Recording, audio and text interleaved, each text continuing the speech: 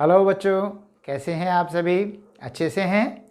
चले स्वस्थ रहें, मस्त रहें और पढ़ाई में भी ज़बरदस्त रहें। मैं hero Singh Rawat, PGT commerce, government senior secondary school सात रोड खुर्द हिसार, एडुसेट के माध्यम से +2 के बच्चों को इन दिनों हम जो उन्होंने +1 में पढ़ा है उसका एक क्विक रिवीजन देने का प्रयास कर रहे हैं, ताकि अगर कोई चीज़ थोड़ा दिमाग से स्लिप हो गई है तो एक दोबारा से रिवाइज हो जाए। इस कड़ी में आज हम करेंगे जर्नल कैसे बनता है, रूल्स को कैसे लागू किया जाता है और उसी में कुछ इम्पोर्टेंट एंट्रीज उनको कैसे किया जाता है, तो इस बारे में हम आज चर्चा करेंगे। बच्चों, एक छोटा सा जर्नल का क्वेश्चन करके देखते हैं। इसमें हम आपको पैटर्न समझा रहे हैं और जो हमने रूल बनाए थे, रूल समझाए थे, उन रूल को कैसे फॉलो किया जाता है उसके बारे में बताया गया है। चलिए देखते हैं। एंटर क्वेश्चन है, enter the following transactions in the journal of Ram and sons. 2021 April 1st, Ram and Sons started business with cash rupees 1,50,000। Ram and sons ने 1.5 लाख रुपए से बिजनेस स्टार्ट किया। कौन कौन से अकाउंट बनेंगे? एक तो कैपिटल का, क्योंकि कैपिटल से स्टार्ट करें, और क्योंकि बिजनेस में कैश ला रहे तो कैश। अब हमारे पास कैश और कैपिटल दो अकाउंट है। यहाँ पर हम अगर कैश से करें तो भी क्वेश्चन हो जाएगा, कैपिटल से करें तो भी हो जाएगा। फिलहाल हम कैश से, क्योंकि इजीली हो सकता है, तो कैश कौन सा वो है, किस कैटेगरी में आता है कैश अकाउंट? कैश आता है रियल अकाउंट में। तो रियल का रूल क्या है? Debit what comes in, credit what goes out. अगर कैश आ रहा है तो डेबिट कर दो, जा रहा है तो क्रेडिट करो। अब बताइए, आ रहा है कि जा रहा है? अब कोई बच्चा कह रहा है कि जा रहा है। कहाँ से जा रहा है? घर से। कोई कह रहा है आ रहा है। कहाँ आ रहा है? बिजनेस पे। अब सोचना ये है, आप घर के अकाउंट्स बना रहे हैं या बिजनेस के? ऑब्वियसली आप बिजनेस के अकाउंट्स बना रहे हैं, तो बिजनेस के पॉइंट ऑफ व्यू से सोचिए कि बिजनेस में कैश आ रहा है, इसलिए कैश कम्स इन है। तो कैश को करेंगे हम यहाँ डेबिट, यहाँ एक बार 2021 लिख देंगे, April 1st, और यहाँ पर हो जाएगा कैश अकाउंट डेबिट और 2। ये 2 पता होगा, थोड़ा सा पीछे लिखना है। जैसे ये CASH है तो थोड़ा सा गैप करके 2 स्टार्ट करेंगे। 2 कैपिटल अकाउंट, और 150 है तो डेबिट में 150 और क्रेडिट में भी 150। और नरेशन आप जानते ही हैं, बिजनेस स्टार्टेड विथ कैश। ठीक है।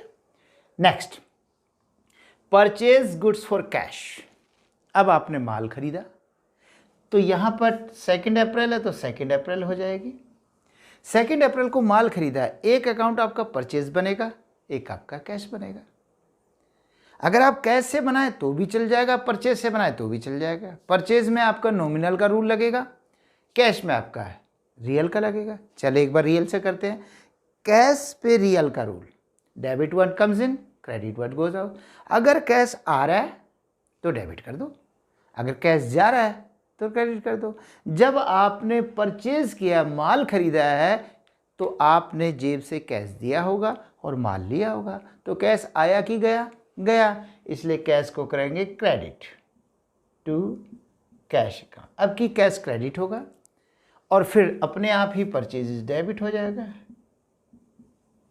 Purchases account debit 50,000। ओके। और अगर आप इसको दूसरे तरीके से करना चाहें परचेज से, तो परचेज पे नॉमिनल का रूल लगाइए, debit all the expenses and losses, credit all the incomes and gains. अगर परचेज लॉस या एक्सपेंस है तो डेबिट कर दो, अगर परचेज से इनकम है या गेन है, प्रॉफिट है, तो क्रेडिट कर दो। जब आप माल खरीदते हो तो ये आपके लिए एक्सपेंस है, तो इसलिए परचेज ऑटोमेटिकली डेबिट हो जाएगा। Third, purchase goods from Shyam, purchase goods from cash, for cash purchase goods from Shyam, दोनों ही सेम है, दोनों में परचेज खरीदा जा रहा है, तो परचेज इसमें भी डेबिट होगा। Purchases account debit. 2, क्योंकि इस बार लिखा है परचेज गुड्स फ्रॉम श्याम, इसने बकायदा गौर किया है, मतलब श्याम के ऊपर ज़्यादा ध्यान, इसने श्याम पर ज़्यादा ध्यान दिया है। अब श्याम रिसीवर है या गिवर है? श्याम गिवर है, क्योंकि परचेज कर रहे हैं तो श्याम गिवर है, तो श्याम को करेंगे क्रेडिट टू श्याम। 30,000 है, 30,000, 30,000, ठीक है। अब उसके बाद नेक्स्ट पॉइंट, 5 अप्रैल को परचेज मशीनरी फॉर 30,000। जैसे ही हमने माल खरीदा था, यहाँ मशीन खरीद रहे हैं, दोनों में खरीद रहे हैं, कैश जा रहा है, इसमें तो नहीं, लेकिन इससे ऊपर वाले में कैश गया था, तो यहाँ पे परचेज किया, लेकिन मशीन परचेज की है, तो इस बार मशीनरी अकाउंट बनेगा, क्योंकि मशीन एसिड्स है, तो मशीन रिसीव मतलब what comes in what goes out. गौर करें, मशीन आ रही है और कैश जा रहा है, इसलिए मशीन को करेंगे डेबिट। क्या आ रहा है? Machinery account debit to cash account 30,000।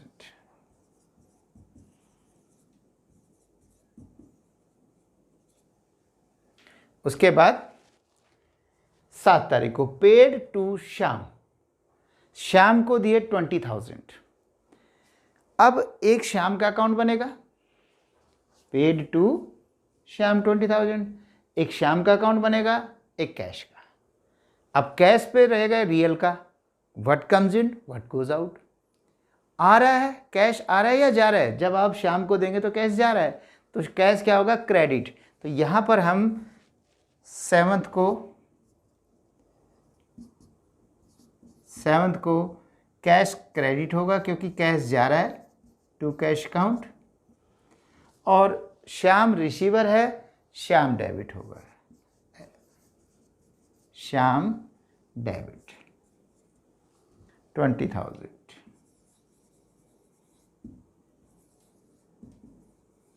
ठीक है, हाँ, नरेशन जरूर लिखते रहना। पेड टू श्याम, तो यहां पे ब्रैकेट में लिख देंगे पेड टू श्याम, ठीक है, कैश पेड टू श्याम लिख लो। उसके बाद 8 तारीख को sold goods to Mohan for 30,000, Mohan को 30,000 का माल बेचा, यानी 30,000 में बेचा, 30,000 में माल बेचा। तो कौन कौन से अकाउंट बनेंगे? एक तो बनेगा मोहन का, क्योंकि मोहन को बेचा है, उधार हो रहा है, और दूसरा सेल्स का। मोहन पर्सनल अकाउंट और सेल्स नॉमिनल, चाहे नॉमिनल से करो। अगर सेल्स इनकम है तो क्रेडिट, क्या रूल है? Debit all the expenses and losses. अगर सेल्स लॉस है या एक्सपेंस है तो डेबिट, और अगर सेल इनकम है या प्रॉफिट है, गेन है, तो क्रेडिट। तो क्योंकि जब माल बेचोगे तो गेन ही होगा, तो सेल्स क्रेडिट होगा, तो सेल्स को करेंगे credit to sales account. Okay, और क्योंकि यहाँ पे मोहन रिसीवर है तो मोहन को करेंगे डेबिट, मोहन डेबिट 30,000।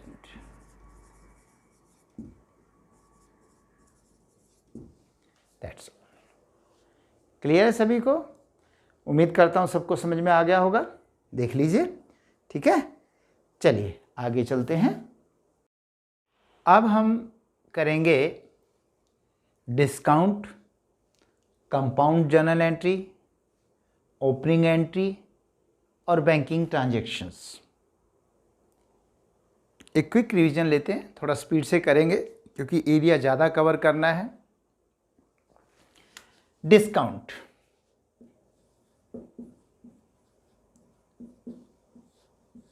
जिसको हम कटौती भी कहते हैं, छूट हो गया, कटौती हो गया। दो तरह का डिस्काउंट होता है, एक होता है ट्रेड डिस्काउंट, ट्रेड डिस्काउंट, एक होता है कैश डिस्काउंट।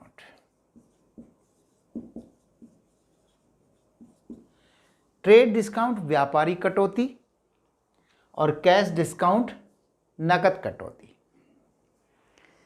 मान लेते हैं हम किसी दुकान पर जाते हैं और हम उस दुकानदार से कहते हैं कि हमें कोई चीज़ देखने के लिए, जैसे कि हम कोई कपड़ा ही देखना चाहते हैं। अब वो कपड़ा शुरू में कहता है ये जी 2000 का है। ओके, हमने कहा लाला जी कुछ तो ठीक करो, रेट बहुत ज़्यादा है आपका। चलो जी, आप हमारे ग्राहक हो, परमानेंट ग्राहक है, 10% कम दे दो, लेस 10%। तो 2000 का 10% कितना जगह 200, तो कहता है चलो आप 1800 दे दो। जो 200 रुपये उसने कम कर दिया, that is called trade discount. माल खरीदते या बेचते वक्त जो डिस्काउंट मिलता है या दिया जाता है वो कहलाता है ट्रेड डिस्काउंट। इसकी कोई एंट्री नहीं होती, नो एंट्री, इसकी कोई एंट्री नहीं होती। ऐसा क्यों? क्योंकि ये व्यापार में किया जाता है ग्राहक को देख के, क्योंकि उन्हें पता होता है ग्राहक कई बार बहुत ज़्यादा डिस्काउंट मांगते हैं तो वो पहले ही रेट बढ़ाकर बोलते हैं, इसलिए इसकी कोई भी एंट्री नहीं होती। हाँ, एंट्री 1800 से होगी, ना कि 2000 से। ठीक है, जैसे मान लीजिए हमने माल खरीदा तो हम क्या एंट्री करेंगे, या वो उसने बेचा है, पहले हम खरीदने की कर लेते हैं, तो परचेज डेबिट, क्योंकि खरीदा, अगर नगद खरीदा टू कैश, लेकिन 1800 से होगा, ना कि 2000 से। ओके, अब दूसरी बात, मान लेते हैं हमने उधार खरीदा, तो उधार खरीदा तो हमने कहा कि आपके पैसे हम 3 महीने में देंगे। उसने कहा ओके 3 महीने में दे देना। अब 1 महीने बाद अगर हमें पैसे, हमारे पास कहीं से पैसा आ जाता है और हम उसका अभी देने चले गए, तो हम कहते हैं लाला जी वैसे तो मेरे पास अभी 2 महीने बाकी हैं, एक तो बीत गया, 2 बह के, लेकिन मैं चाहता हूं कि मैं आपका भुगतान कर दूं ताकि मेरी भी टेंशन खत्म हो जाए। तो मैं कितने पैसे दूं? वो कहता है जी 1800 देना, 1800 दो। मैंने कहा 2 महीने बाद भी 1800, अब भी 1800 है, ये तो ठीक सही नहीं है, कुछ तो कम करो। तो सेठ जी ने कहा चलो आप ऐसा करो 50 रुपये कम दे दो। तो जो 50 रुपये बाद में कम करने को कहा पेमेंट के टाइम पे, that is called cash discount. क्या कहते हैं इसको? Cash discount. ये ट्रेड डिस्काउंट था, ये कैश डिस्काउंट। इसको लिखा जाता है it is entered, it is entered, ये लिखा जाता है, ये लिखा जाता है। अब देखिए कैसे लिखेंगे, जब पे करेंगे तो टू कैश, कैश जाएगा, कैश कितना जाएगा 1750, 1750 रुपये जाएगा। और क्योंकि अगर मैं उसका नाम मोहन कह देता हूं कि जिससे हमने माल खरीदा था, अब अगर मोहन को पेमेंट करना हो तो मोहन डेबिट हो जाएगा, मोहन को तो 1800 ही पे करेंगे, तो 50 रुपीज़ जो है यहाँ पर आपका कैश डिस्काउंट हो जाएगा, discount received. Yes, cash discount received नहीं लिखना, क्योंकि डिस्काउंट 2 होते हैं, trade discount, cash discount. Trade को तो कहीं लिखते ही नहीं, तो जब भी कभी लिखा जाता है वो कैश डिस्काउंट ही होता है, इसलिए ये अंडरस्टूड है। लेकिन अगर मिला है तो डिस्काउंट रिसीव्ड, और अगर दिया है तो डिस्काउंट अलाउड। ओके, फिर डिस्काउंट अलाउड डेबिट हो जाएगा, वो रूल के अकॉर्डिंग होगा। समझ गए? क्योंकि डिस्काउंट एक नॉमिनल अकाउंट है, दिस इज नॉमिनल अकाउंट, और नॉमिनल के नाते इस पे रूल बनेगा, अगर इनकम है तो क्रेडिट करना पड़ेगा और अगर एक्सपेंसेस है तो डेबिट करना पड़ेगा, क्योंकि यहाँ पे मुझे डिस्काउंट मिला है, मैंने पेमेंट करी, मिला, इसलिए डिस्काउंट मेरे लिए क्रेडिट हो। ओके, चलिए अब आगे चलते हैं इससे आगे।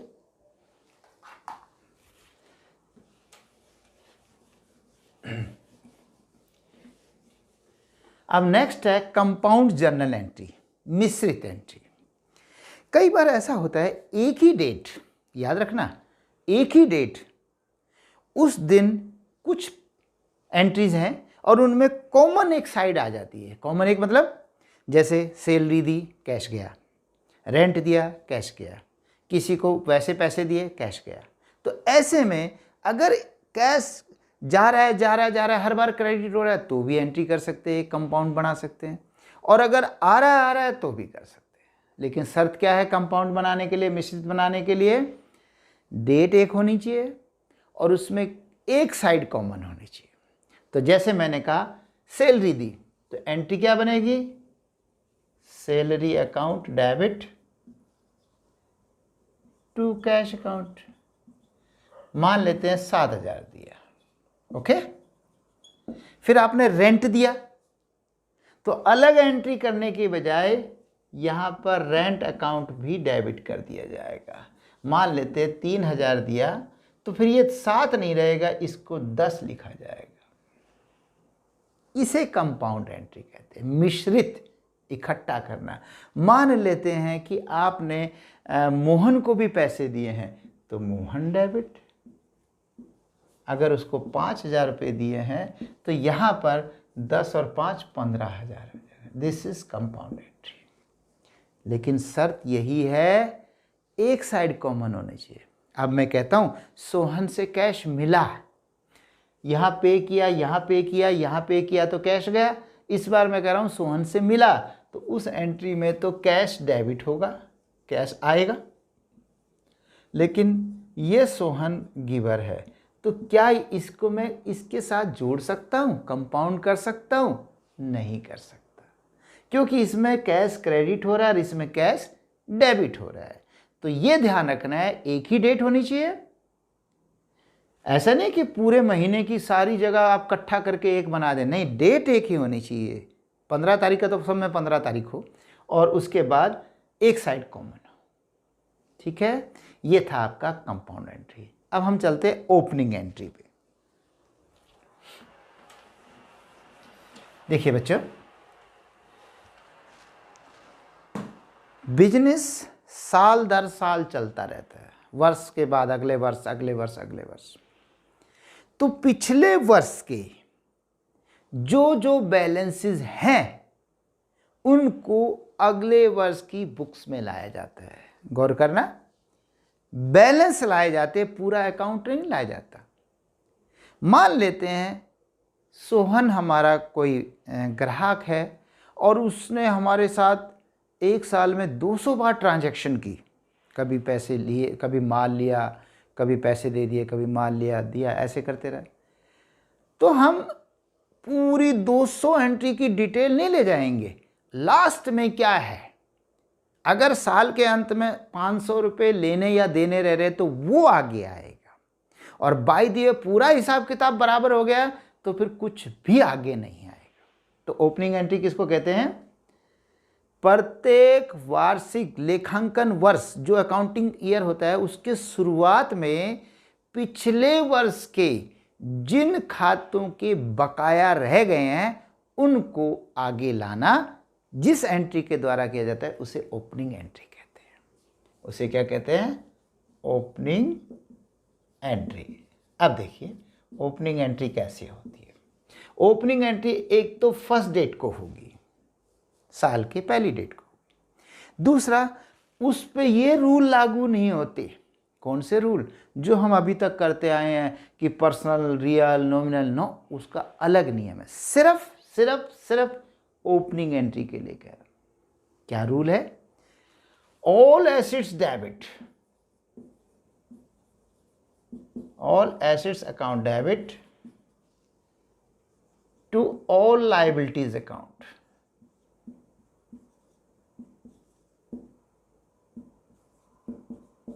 ऑल लायबिलिटीज अकाउंट, ठीक है। ऑल एसेट्स यहाँ मतलब डिटेल लिखी जाएगी। Cash account debit, stock account debit, Ram debtor है तो Ram debit, furniture debit balance है तो फर्नीचर, जो जो एसेट्स हैं, एसेट्स का डेबिट बैलेंस होता है, उन सबको डेबिट करेंगे। और जो जो लाइबिलिटीज़ है उनको क्रेडिट करेंगे। यहाँ लाइबिलिटी नहीं लिखेंगे, जब कोई पूछे तो तब तो ऐसे लिखेंगे। और अगर कोई एंट्री दे रखी है कि ये बैलेंस है, ये बैलेंस है, तो फिर हम ये लिखने के बजाय उन बैलेंसेस को लिखेंगे यहाँ पे। ठीक है, तो एसेट्स को डेबिट करेंगे, लाइबिलिटीज़ को क्रेडिट करेंगे। लेकिन ऐसा ज़रूरी नहीं है कि बराबर हो जाए, हो सकता है ये इनको मिला के मान लेते हैं कि ये सारे मिलाकर 1,00,000 रुपये हो गए, और ये ऐसे ये भी 2-3 होंगे लाइबिलिटीज़, ये मिला के 70,000 बन रहे हैं क्रेडिट। तो अंतर जो है वो 30,000 इस तरफ कम है, किधर? क्रेडिट साइड में। तो क्रेडिट साइड में लिखा जाएगा टू कैपिटल अकाउंट, और ब्रैकेट में लिखा जाएगा बैलेंसिंग फिगर। ऐसा क्यों? ऐसा इसलिए, ये कह रहा है कि मेरे पास 1,00,000 रुपए की संपत्तियां हैं, हमारे पास 1,00,000 की संपत्ति है। क्या है ये चीज़ें हैं? कैश, डेटर्स, वो जो भी stock, furniture, plant and machinery, land and building, goodwill, जो भी हो, मतलब डेबिट। कहते जी 1,00,000 की संपत्ति है, ओके। दूसरी तरफ कहता है मैंने 70,000 तो बाहर वालों के देने हैं। और आपने इक्वेशन पढ़ी थी, assets is equal to liability plus capital. तो इसका मतलब है एसेट्स कैपिटल और लाइबिलिटी के बराबर होगी। तो जब लाइबिलिटी 70,000 है तो जो अंतर रह गया वो 30,000 रुपये का, वो 30,000 रुपये कैपिटल कहलाएगा। और ब्रैकेट में बैलेंसिंग फिगर लिखना मत भूलना। ऐसा क्यों? वो आपको देखना चाहता है कि आपको कितना ज्ञान है, क्योंकि उसने कैपिटल दी नहीं है, हमने निकाली है, इसलिए बैलेंसिंग फिगर लिखेंगे। ओके। अब दूसरी तरफ बाय द वे अगले ने कैपिटल भी दे रखी है, फिर तो मैं बैलेंसिंग फिगर नहीं लिखूंगा। और ये 40,000 दे रखी है, तो कैपिटल क्रेडिट कर दी, लाइबिलिटीज क्रेडिट कर दी, तो लाइबिलिटी यानी क्रेडिट साइड तो 1,10,000 हो गया और डेबिट साइड 1,00,000 रह गया। तो फिर ऐसी कंडीशन में जो अंतर है 10,000 का, उसको हम गुडविल अकाउंट लिखेंगे, गुडविल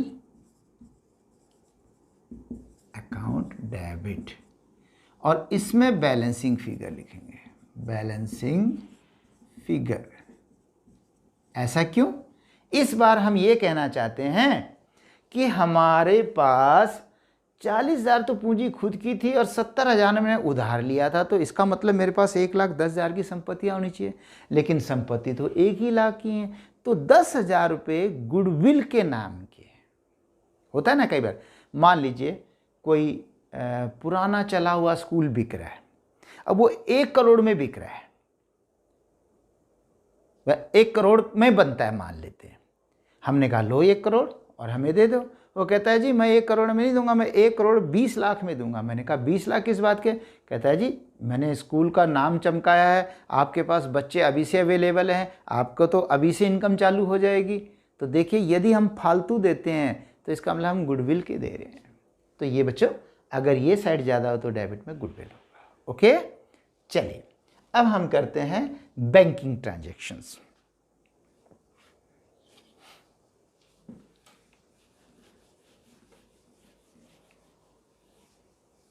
बैंकिंग ट्रांजैक्शंस में क्या है, बैंक में आप जब कभी बैंक में पैसा बढ़ेगा, जैसे कैश में बढ़ता है तो कैश डेबिट होता है, इसी तरह बैंक में पैसा बढ़ेगा तो बैंक डेबिट होता है। और जब बैंक में पैसे कम होंगे तो बैंक क्रेडिट होगा। ये आप जानते ही हैं कि हर बिजनेस में बैंक के बिना आजकल काम ही नहीं चलता। तो बैंक से हमारे बहुत सारे लेन देन होते रहते हैं। तो जैसे मान लेते हैं कि हमने पैसे बैंक में जमा कराए, तो बैंक में करवाएंगे तो bank account debit, bank receiver हो जाएगा, and to cash account, cash चला जाएगा, यानी बैंक प्लस हो जाएगा, कैश माइनस हो जाएगा। ठीक है। उसके बाद मान लेते हैं कि कोई ए नाम का व्यक्ति है और वो सीधा मेरे खाते में पैसे जमा कराता है, या सीधा के लगाई उसने मुझे चेक दिया, ए ने मुझे चेक दिया और वो चेक मैंने बैंक में जमा करवा दिया उसी दिन। अगर उसी दिन जमा कराता हूं तो रिसीवर कौन बना? बैंक। ये थोड़ा स्पीड से करा रहा हूं, उम्मीद करता हूं आपको समझ में आएगा, क्योंकि किसी से मुझे चेक मिला ए से और मैंने चेक बैंक में भेज दिया, तो रिसीवर कौन हुआ? बैंक। और गिवर कौन हुआ? ए। तो मान लेते हैं 10,000 का है तो ये 10,000। नरेशन क्या बनेगी? Cheque received from A and immediately sent to bank for collection. Collection के लिए भेज दिया। चाहे कलेक्ट हो चाहे ना हो, हम तो अपनी बुक्स में ये एंट्री कर देंगे, क्योंकि बाद में कहाँ हमें याद रहेगा। अच्छा, अब मान लेते हैं किसी ने हमें चेक दिया, जैसे ए की बजाय आपकी बी कर लेते हैं कि बी ने मुझे चेक दिया और मैं उस चेक को आज बैंक में नहीं भेज पा रहा, तो आज के दिन क्या होगा? क्या मैं बैंक डेबिट कर दूं? बिल्कुल गलत है।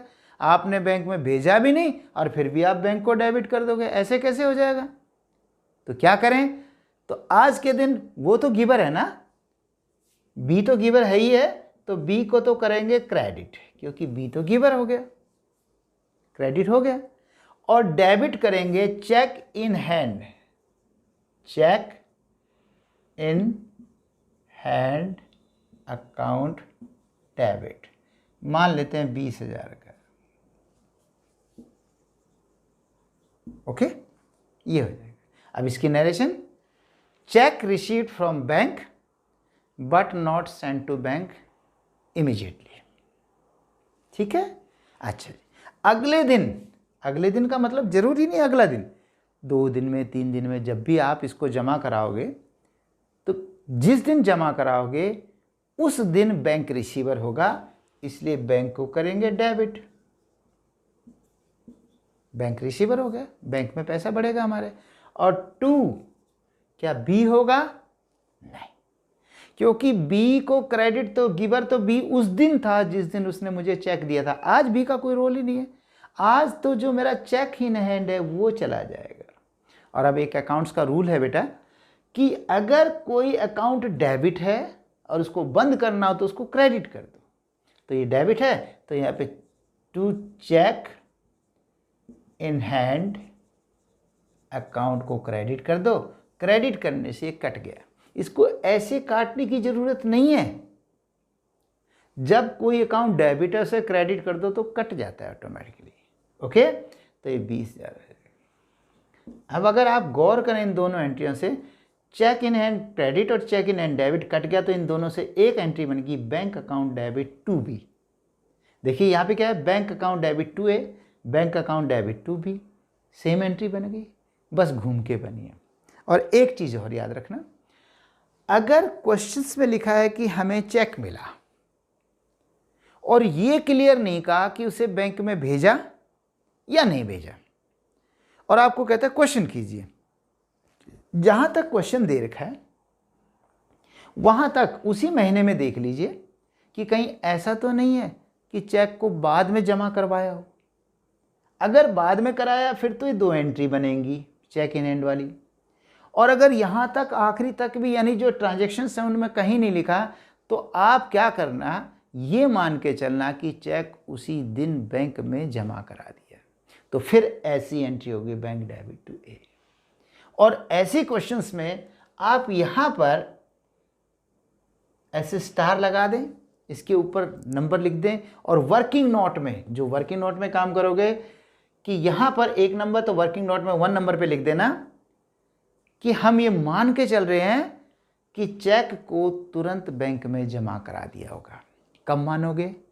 जब आखिरी तक जो ट्रांजैक्शंस दे रखी हैं, जो लेन देन दे रखे हैं, उनमें आखिरी तक भी कोई विवरण नहीं है, लेकिन आखिरी में है कहीं पर तो फिर नहीं। ठीक है, चलिए अब और एंट्रीज हैं, सिंपल सी हैं। अब एक इसमें डिशऑनर की करते हैं। मान लेते हैं जैसे ए से चेक मिला था तो बैंक डेबिट टू ए 10,000 हो गया। ओके, अब क्या हुआ, ये चेक डिशऑनर हो गया। डिशऑनर क्यों होता है? या तो ए के अकाउंट में पैसे नहीं हैं या कम है। यस, अगर 10,000 से कम रहे तो भी चेक डिशऑनर हो जाता है। ये नहीं कि चलो 9,000 है तो 9 तो पेमेंट होगा, नहीं, या तो पूरा पेमेंट होगा या डिशऑनर। कई बार सिग्नेचर टैली नहीं हो पाते और कई बार ओवर राइटिंग हो जाती है चेक के ऊपर। एक कुछ लिखा था उसके ऊपर फिर से पेन चला दिया, वो तो अलाउड ही नहीं है। और कई बार अंकों और शब्दों में, फिगर्स में और वर्ड्स में जो लिखा होता है अमाउंट, वो भी कई बार ना आपस में सेम नहीं मिल पाती, तो उसका भी फर्क पड़ जाता है। ठीक है, तो देखिए मान लेते हैं कि ये वाला चेक डिशऑनर हो गया, तो मैं 5 नंबर एंट्री यहाँ पे करके दिखा रहा हूँ।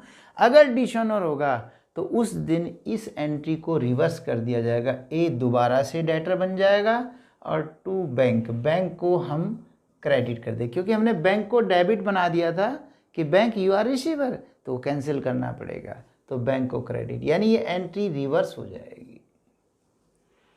ठीक है, अगर चेक इस प्रकार से था, पहले हमारे पास था फिर अगले दिन जमा कराया, तब भी गौर करो तो चेक से तो चेक कट गया, तो एंट्री तो B, bank debit to B, जैसे bank debit to A bank debit to B, वही की वही एंट्री है।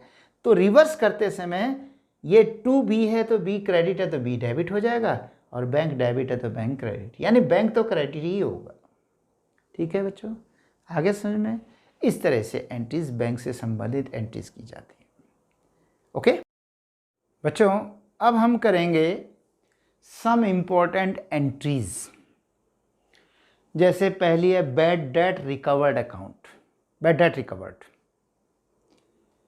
बैड डेट रिकवर्ड ये क्या होता है? जब कभी हमारा पैसा डूब जाता है और हमें उम्मीद ख़त्म हो जाती है कि अब नहीं मिलेगा, तो हम उस अकाउंट को बैड डेट्स कर देते हैं। लेकिन अचानक अगर वो पैसा मिल जाए तो उस वक्त कैश तो हमारे पास आएगा, और अगर बाई दिए वो चेक दे देता है तो बैंक से आएगा, है कि नहीं? तो बैंक अकाउंट डेबिट। ओके, 2,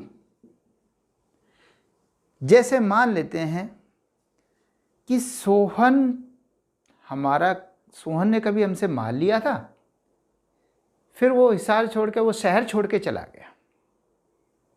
अब शहर छोड़ के चला गया तो पता ही नहीं चला कहाँ है। कुछ साल हमने वेट किया, उसके बाद उसके अकाउंट को बंद कर दिया सोहन के, और अब सोहन हमारे शहर में दोबारा जॉब करने आ गया, उसको एक अच्छी सी नौकरी मिल गई, और वो हमारे पैसे देने आ गया। सर ये आपके पैसे, मेरी मजबूरी थी, मैं चला गया था, लेकिन आते मैंने आपके पैसे दे दिए। तो वो पैसे आए तो क्या मैं सोहन लिखूं? नहीं। क्यों? क्योंकि सोहन का नाम तो मैं पहले ही मिटा चुका हूं। इसलिए अब इसे यहाँ पर बैड डेट्स रिकवर्ड अकाउंट लिखेंगे। Bad debts recovered account. Bad debt recovered account nominal account है। वैसे भी आप याद रखें, जब भी कभी बैड डेट रिकवर्ड होगा तो इनकम होगी, तो इसलिए बैड डेट रिकवर्ड को क्रेडिट करेंगे। ठीक, नेक्स्ट आउटस्टैंडिंग एक्सपेंसेस, जिसको हिंदी में कहते हैं अदत्त व्यय। क्या कहते हैं? अदत्त व्यय। अदत्त व्यय, अदत्त व्यय, ये क्या होता है आउटस्टैंडिंग एक्सपेंसेस? जैसे जब हम सैलरी देते हैं तो हमारी एंट्री बनती है salary account debit to cash account. कब? जब हम सैलरी पे कर देते हैं। लेकिन यदि जो हमारा अकाउंटिंग ईयर है, जहां हमारे खाते समाप्त होते हैं, उस दिन तक भी अगर हम सैलरी ना दे पाएँ, वो ड्यू हो गई, दे है लेकिन नहीं दे पाए, तो फिर सैलरी डेबिट टू कैश तो लिख ही नहीं सकते, और एंट्री फिर भी करनी होती है, क्योंकि हमारे अकाउंट्स एक्रूअल बेस पर चलते हैं। एक्रूअल जानते हैं, उपार्जित विधि। उपार्जित विधि होती है कि इस वर्ष के खर्चे इसी वर्ष में दिखाए जाएं, चाहे वो भुगतान हो गए हों चाहे भुगतान ना हुए। इसी तरह इस वर्ष की आय इसी वर्ष में दिखाई जाए, चाहे वो प्राप्त हो गई हो चाहे वो प्राप्त ना हुई हो। ये एक्रूवल बेस होता है। तो उपार्जित विधि के अनुसार हमें एंट्री तो करनी पड़ेगी।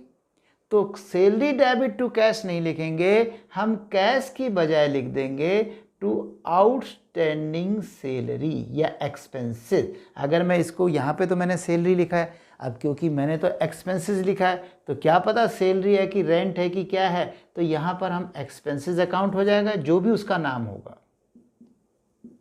एक्सपेंसेस अकाउंट डेबिट और टू आउटस्टैंडिंग एक्सपेंसेस अकाउंट। अगर वो कहता सैलरी आउटस्टैंडिंग है तो salary debit to outstanding salary, rent debit बाकी रेंट बकाया है आउटस्टैंडिंग है तो rent debit to outstanding rent. Okay, इस तरह से हो जाएगा। नेक्स्ट, प्रीपेड एक्सपेंसेस, पूर्वदत्त, पूर्वदत्त व्यय। बताइए पूर्वदत्त व्यय क्या होता है? ऐसा खर्चा, व्यय तो बता रखा है उसने, ऐसा एक्सपेंसेस जो हमने पहले ही भुगतान कर दिया, इस साल में नहीं, इस अगले साल का पहले दे दिया। इसको थोड़ा सा समझने का प्रयास करें। मान लेते हैं कि जैसे एक वर्कर है, उसको हम 10,000 रुपये सैलरी देते हैं एक महीने की, तो एक साल में कितनी बार सैलरी जानी चाहिए? 12 बार। तो एंट्री बननी चाहिए salary account debit to cash account 10,000 10,000 10,000 और ऐसे करते 10,000, ऐसे 12 बार होगा। ठीक है जी, हर बार ऐसे होगा, हर महीने। लेकिन जब आखिरी के समय में सैलरी देने लगे, यानी इस वर्ष के अंत में या बीच में कहीं पर, अंत में लगा लीजिए, अंत में देने लगे, तो एक वर्कर बोला सर मुझे 2 महीने की सैलरी एडवांस दे दो, मुझे अपने गांव में शादी में जाना है और वहाँ मेरे को खर्चे की ज़रूरत पड़ेगी, जब मैं आ जाऊँगा तब आप मेरी सैलरी में से काट लेना। तो मालिक ने कहा चलो ठीक है भाई, कोई बात नहीं, 2 महीने की एक्स्ट्रा दे दी। तो वैसे तो उसको 10 करते हुए 12 महीने में 1,20,000 देनी थी, लेकिन उसको 1,40,000 दी गई, यानी ये 1,40,000 हो जाएगा। अगर मैं इसको सारे को मिटा के इकट्ठा कर दूँ अब, तो इस साल में मैंने 1,40,000 दे दिया है। समझ में आया? इकट्ठा नहीं दिया, हर महीने देते रहे, 10 10 10 10 10, लेकिन कभी 30 भी दे दिया, क्योंकि आखिरी में जिस महीने जाना था 10 तो उस महीने की सैलरी दे दी, प्लस 20,000 और दे दी। तो कुल मिलाकर 1,40,000 सैलरी डेबिट और 1,40,000 कैश गया। लेकिन सवाल ये आता है कि 1,40,000 कैश तो गया, ये तो मैं मानता हूँ, जितना गया उतना तो मानना पड़ेगा, लेकिन एक्सपेंसेस 1,40,000 नहीं है। जब वो आगे आएगा तो वो काम करेगा, और काम करेगा तो वहाँ पर हम उसको सैलरी नहीं देंगे, जो पहले दी थी वो काट लेंगे। तो क्या होता है कि जब ऐसा दे चुके होते हैं तो हमें उसको कम करना पड़ता है। जो सैलरी 1,40,000 है कम करो। कम कैसे करेंगे? सैलरी डेबिट है, इसको क्रेडिट करो। तो यहाँ पर टू एक्सपेंसेस कर देंगे, जो भी नाम है इसका, यानी एक्सपेंसेस अकाउंट। जैसे सैलरी है, फॉर एग्जांपल सैलरी, तो कितना कम करेंगे? जितना फालतू दे रखा है 20,000, और डेबिट जो करेंगे वो हो जाएगा प्रीपेड एक्सपेंसेस अकाउंट, जिसको सैलरी अकाउंट कह सकते हैं, प्रीपेड सैलरी डेबिट। तो आपको ये एंट्री नहीं करनी, ये तो समय समय पर होती रही है, पूरे वर्ष हुई है, लेकिन लास्ट में वर्ष के अंत में आपको ये एंट्री करनी होगी, prepaid expenses debit to expenses account. अब अगले साल जब वो 2 महीने की सैलरी का वक्त आएगा, तब क्या एंट्री होगी तब सैलरी देने की बारी आएगी तो सैलरी डेबिट, लेकिन टू कैश नहीं, क्योंकि कैश तो पहले गया। तो ये जो प्रीपेड एक्सपेंसेस है ये कैंसिल हो जाएगा, ये क्रेडिट हो जाएगा। ठीक है, तो फिलहाल ये एंट्री नहीं करनी है आपको, सिर्फ ये एंट्री करनी है। अब इसको याद कैसे रखें, क्योंकि एक्सपेंसेस दे चुके ना, तो वो डेबिट हो रखे होंगे, उसको कम करना है तो एक्सपेंसेस को डेबिट की जगह क्रेडिट कर दो ताकि एक्सपेंसेस कम हो जाए, और डेबिट क्या कर दो, प्रीपेड एक्सपेंसेस। ओके, उसके बाद नेक्स्ट है डेप्रीशिएशन, जिसको हम क्या कहते हैं, हरास, घिसावट, क्योंकि संपत्तियों को यूज करते हैं तो घिसती हैं, तो ये भी नॉमिनल अकाउंट है। और नॉमिनल है तो रूल क्या बना, अगर ये खर्चा है तो डेबिट, इनकम है तो क्रेडिट। तो जब भी कभी डेप्रीशिएशन लगाओगे तो कम ही होगा, तो डेप्रीशिएशन को डेबिट किया जाएगा। डेप्रीशिएशन अकाउंट डेबिट टू, यहां पर कैश नहीं जाता। डेप्रीशिएशन करते हैं तो जो संपत्ति घिसी है वो कम करनी पड़ती है, to assets account, assets account. अब एसेट्स का नाम लिखना पड़ेगा, मशीनरी है तो मशीनरी, प्लांट है तो प्लांट, बिल्डिंग है तो बिल्डिंग, फर्नीचर है तो फर्नीचर, लेकिन लैंड डेप्रिशिएट नहीं होती। जमीन जो है, लैंड एंड बिल्डिंग लिखा हो तब तो हम मान लेते हैं कि बिल्डिंग डेप्रिशिएट हुए, लेकिन सिर्फ अगर लैंड हो तो वो कभी डेप्रिशिएट नहीं करते। ओके, उसके बाद नेक्स्ट है इंटरेस्ट ऑन कैपिटल, पूंजी पर ब्याज। बच्चों, मालिक जब बिजनेस में पैसा लगाता है और मान लेते हैं कि उससे 1 साल के बाद 1 लाख का प्रॉफिट होता है, तो कोई कहता है वाह आप तो बहुत अच्छा कमा रहे 1 लाख रुपए। तो कहता है सर क्या कमा रहा हूँ, मैंने जितना पैसा लगा रखा है यदि मैं बैंक में रखता तो मुझे बैंक ब्याज देता कि नहीं देता, तो इसलिए कुछ ब्याज तो वो अपने बिजनेस से भी चाहता है। और बच्चों खासकर तब अगर एक से ज़्यादा व्यक्ति पार्टनर हों और मेंबर्स हों, तो ऐसे में तो सब पूंजी भी बराबर नहीं लगा पाते, तो इसलिए जिसकी ज़्यादा पूंजी वो चाहता है कि मुझे ज़्यादा बेनिफिट हो, तो इसलिए वो कहता है भाई हम तो ब्याज लेंगे। तो ब्याज, इंटरेस्ट ऑन कैपिटल। अब सवाल है ब्याज मिला या दिया। अब वही बात है, आपको देखना पड़ेगा आप अकाउंट उसके घर के बना रहे हो या बिजनेस के। देखिए, इंटरेस्ट ऑन कैपिटल मालिक को मिलेगा, पर बिजनेस क्या करेगा, बिजनेस तो देगा, इसलिए बिजनेस के लिए खर्चा है, और खर्चा होने के नाते डेबिट हो जाएगा। तो एंट्री बनेगी interest on capital, interest on capital account debit to. मालिक जब कभी ब्याज लेता है या ड्राइंग के लिए ब्याज देता है, तो एक खास बात याद रखना, वो नकदी में नहीं लेता। उसके साथ ऐसी कंपल्सन नहीं है कि उसे लेके ही जाना होगा। ठीक है, मिला है, बिजनेस में ही लगा रहने देगा, कहेगा जब मुझे जरूरत होगी तब ले जाऊंगा, तो उसके अकाउंट में क्रेडिट कर दे, टू कैपिटल अकाउंट,